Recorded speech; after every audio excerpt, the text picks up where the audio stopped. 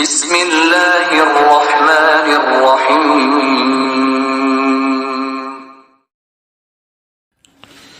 ایک عابد نے خدا کی زیارت یعنی دیدار و ملاقات کے لیے 40 دن کا چلہ کیا۔ دن کو روزہ رکھتا اور رات کو قیام کرتا تھا۔ اعتکاف کی وجہ سے خدا کی مخلوق سے یکسر جدا تھا اور اس کا سارا وقت آہ و زاری اور راز و نیاز میں گزرتا تھا۔ 36ویں رات اس عابد نے ایک آواز سنی، شام کو تانبے کے بازار میں فلاں تانبے ساز کی دکان پر جاؤ اور اپنی مراد پالو۔ عابد وقت مقررہ سے پہلے پہنچ گیا اور مارکیٹ کی گلیوں میں تانبے ساز کی اس دکان کو ڈھونڈنے لگا۔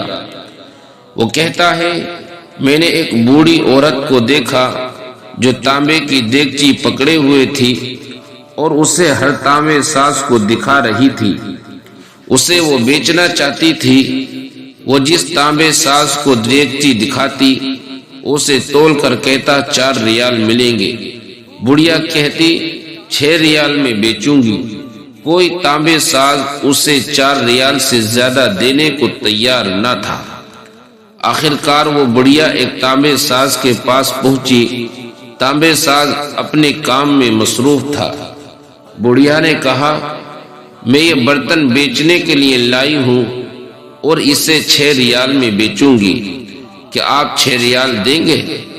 تانبے ساز نے پوچھا، صرف 6 ریال میں کیوں؟ بڑھیا نے دل کی بات بتاتے ہوئے کہا، میرا بیٹا بیمار ہے، حکیم نے اس کے لیے نسخہ لکھا ہے جس کی قیمت 6 ریال ہے۔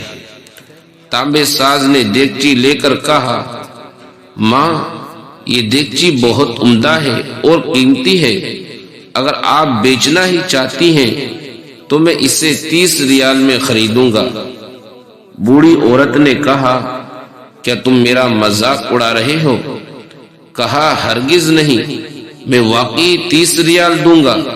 یہ کہہ کر اس نے برتن لیا اور بوڑھی عورت کے ہاتھ میں 30 ریال رکھ دیے۔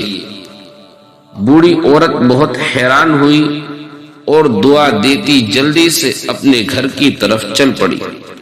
عابد کہتا ہے، میں یہ سارا ماجرا دیکھ رہا تھا۔